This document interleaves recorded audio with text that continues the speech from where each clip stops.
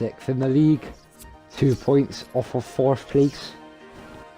Hi guys, this is Loop at ILD, and this is the 4th episode of our Bristol Rovers career mode. And what a great start to the season we've had. I know we've only played 2 league games and 1 cup, but we haven't lost a game yet, and we're looking into this episode to keep it that way. Going straight into the game versus Gillingham. Nothing but a must win. Can't take a loss, can't take a draw. It is a must win. Well, what a good start from the side. There's nothing better in my book than a mid-table team, but I don't know if you were listening then, but the commentator said we're nothing better than a mid-table team. Well, aren't we going to show him wrong? There, straight away, Lindsay's played in, opens up, bends it into the back post, and a great save on. Here, Ennis Harrison is dawdling with the ball. He finds Matty Taylor. Can he get his kickstart season going? Just round the keeper and round the post. Matty Taylor is really not performing yet. And then a bit of defensive play. Billy Burden with a world-class challenge there in my book. And that is half-time. Pretty boring first half, 0-0. We then, straight away from the kick-off, give it a go.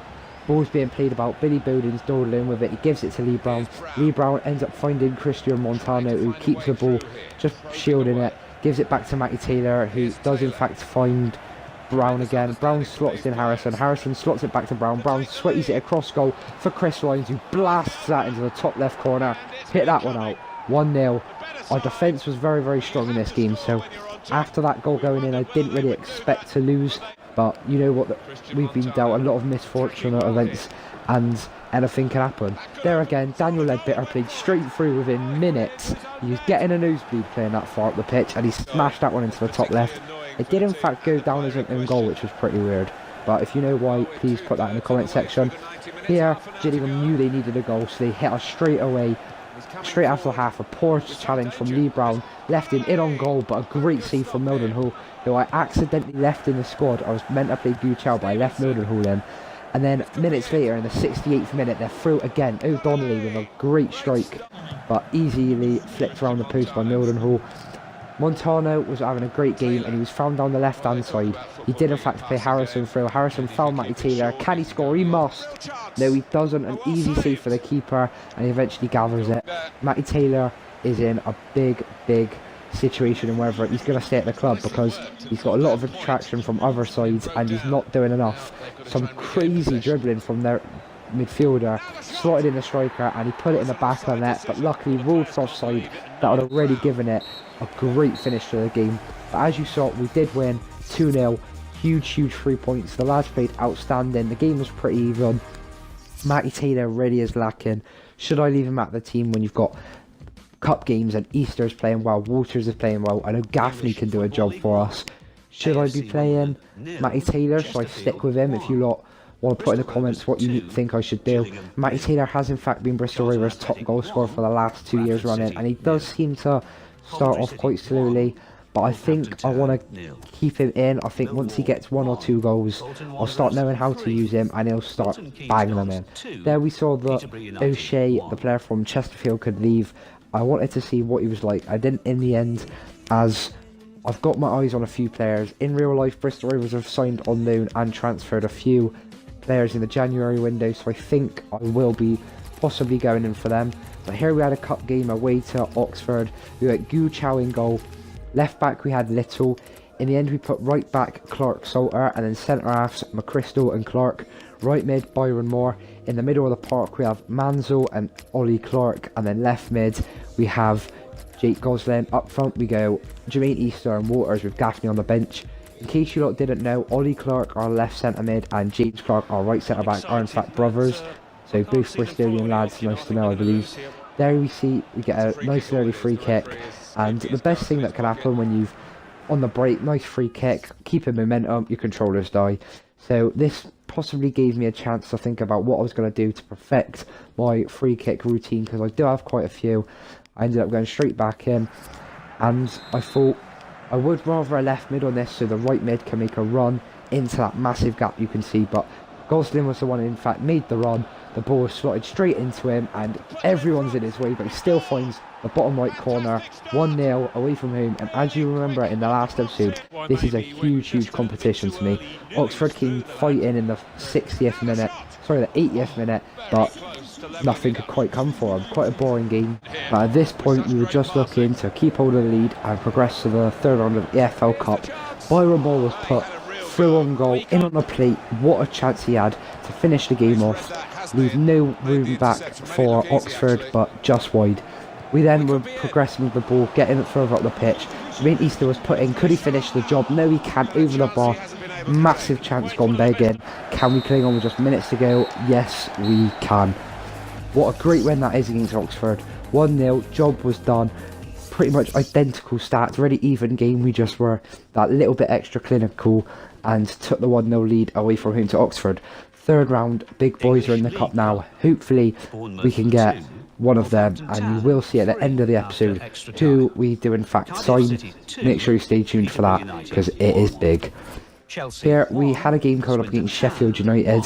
Huge match. Both of us are going to be competing for maybe automatic promotion coming into the season, so both really would like to take the points.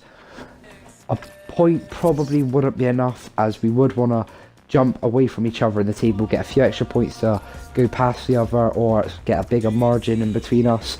So as a manager myself of Bristol Rovers, I will want to be taking all 3 points today. A point really isn't enough. They're pretty dangerous. They have got, I think, Billy Sharp up front, who I know can do a bit of damage, so I am going to be cautious of him.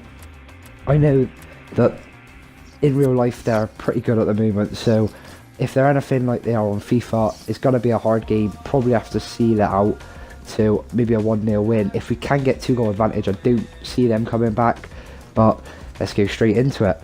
I do not know who I want in goal at the moment, guys. Do I go Chow or do I go Mildenhall? Mildenhall has played recently and he's done a really good job.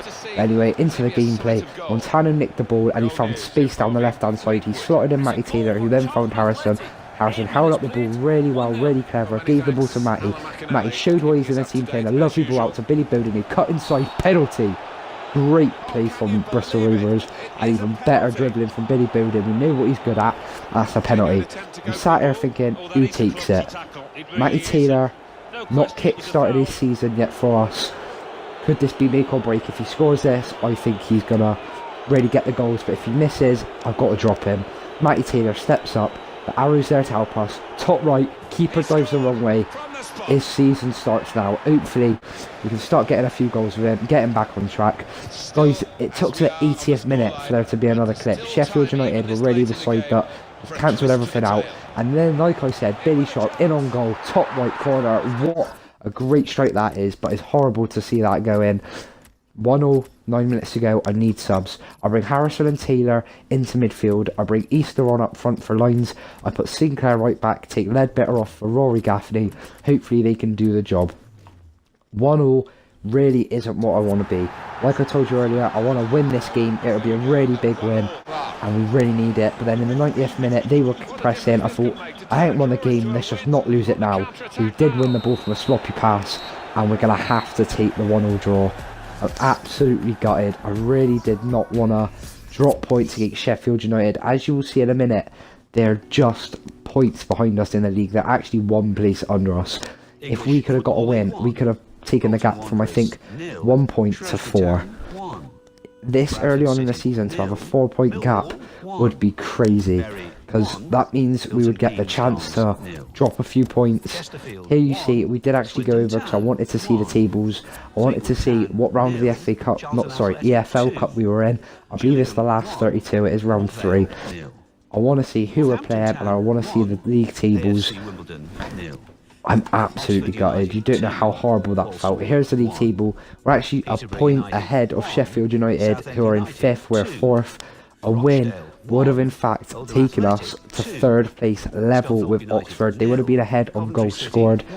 That is our problem. We don't score enough goals, but the best thing is we're not conceding them either, which I think is a really important thing in this division. Teams really will just compact the game. They'll take a 1-0 win.